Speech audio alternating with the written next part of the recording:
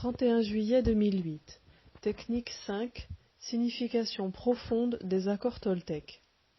Un point sur le développement de la clairvoyance, clairaudience et le pouvoir. L'occultisme a, à mon sens, un gros défaut. Il s'est tellement enfermé dans les rituels et les principes qu'il a oublié l'essentiel. L'essentiel est là. Le reste, c'est de la broderie autour. Si pour appliquer les principes suivants nous avons besoin de nous déguiser en poulet et tourner autour d'un feu ou bien d'attendre la pleine lune, libre à nous. Mais c'est une croyance, donc notre mental que nous mettons en jeu. Revenons un peu à la source. Utilisation des 4 accords toltèques. 1. Que ta parole soit impeccable. Le principe de l'utilisation consciente de notre pouvoir créateur. Pourquoi ? Parce que, étant créée à l'image de Dieu, notre parole est créatrice, plus que notre pensée et moins que nos actions. Il faut désapprendre la manière de communiquer actuelle. Chaque mot doit être vraiment réfléchi. Il ne doit pas porter atteinte à personne, sinon il nous porte directement atteinte en retour. Quand on demande quelque chose à l'univers, on remercie directement pour la chose comme si elle était créée, un acte de foi. On met toute son intention dans la parole, comme les arts martiaux lorsque tu frappes. L'important n'est pas dans le muscle, mais dans l'intention. Ensuite, on s'en détourne et on n'y pense plus, et on n'attend rien. Aujourd'hui, on adore dénigrer les autres et se réjouir de leurs problèmes. C'est le principe de caméra café, très représentatif de la société. Ce faisant, nous nous créons des problèmes à tout va, sans nous en apercevoir. On croit que c'est un coup du sort. À bannir absolument, quitte à devoir réapprendre à communiquer. On adore faire de l'ironie. Attention, les choses sont appliquées dans leur sens littéral. Bannir l'ironie ou les sous-entendus. Il faut appeler un chat un chat. On adore avoir peur en regardant le journal de 20 heures qui n'aborde que des faux problèmes.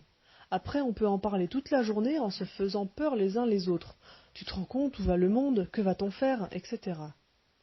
Ce faisant, on amplifie tous ces problèmes en leur donnant toute notre foi et notre pouvoir.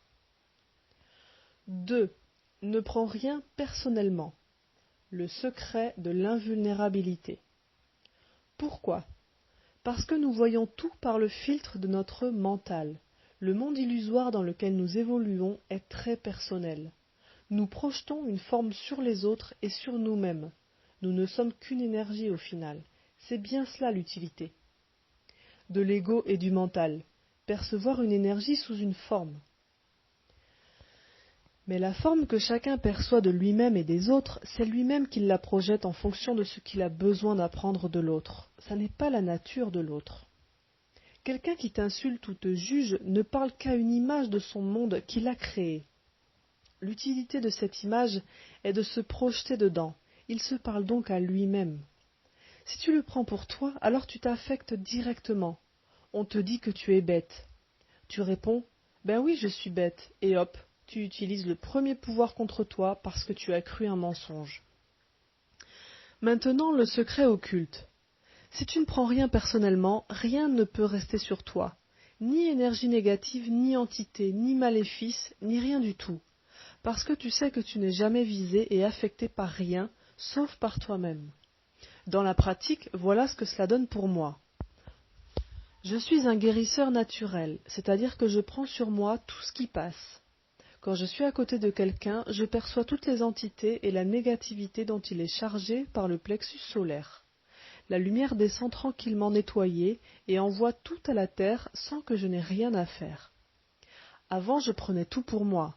Alors traverser une foule dans le métro ou dans la rue était une épreuve inimaginable.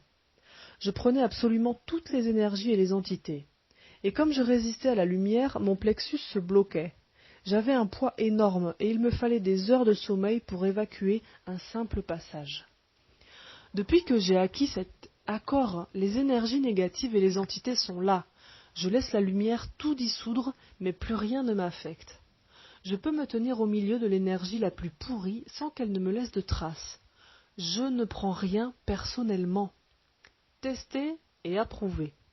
Aujourd'hui, dans la société, on nous apprend la culpabilité. On nous dit qu'il faut prendre tous les malheurs du monde personnellement et en désespérer et se fustiger. Nous utilisons gaiement le pouvoir de la voix pour nous détruire et après on se demande pourquoi ça ne va pas sur la planète. 3. Ne fais pas de suppositions. La voyance. L'idée est la suivante. Nous sommes tous des voyants très performants et des médiums. Nous bridons cette capacité à cause de l'utilisation de notre mental au lieu de lâcher prise. En arrêtant de faire des suppositions, nous arrêtons de cogiter au quotidien et ce faisant, nous pouvons accéder à nos capacités naturelles de voyance dans l'action.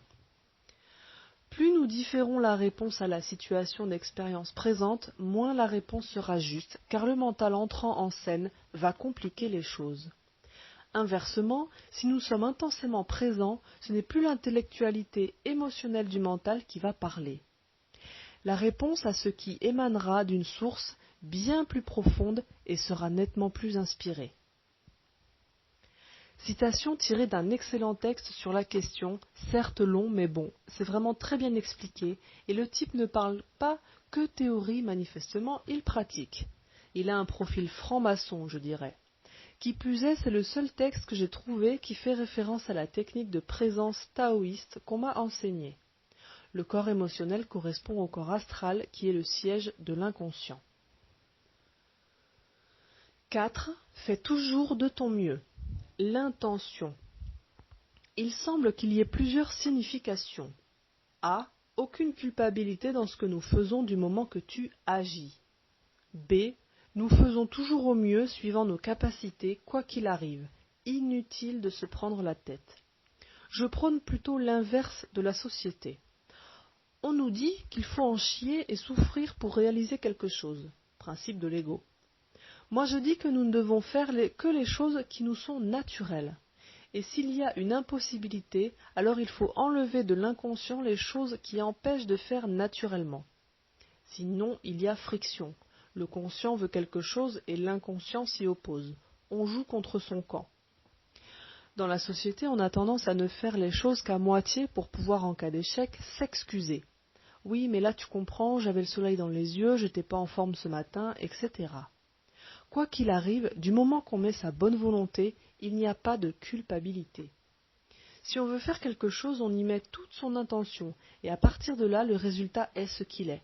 Il n'y a rien à critiquer. Du point de vue occulte, l'intention est le secret des arts martiaux et du pouvoir du verbe, de la pensée et de l'action. Tout est dans l'intention, et après on s'en détourne et on laisse faire.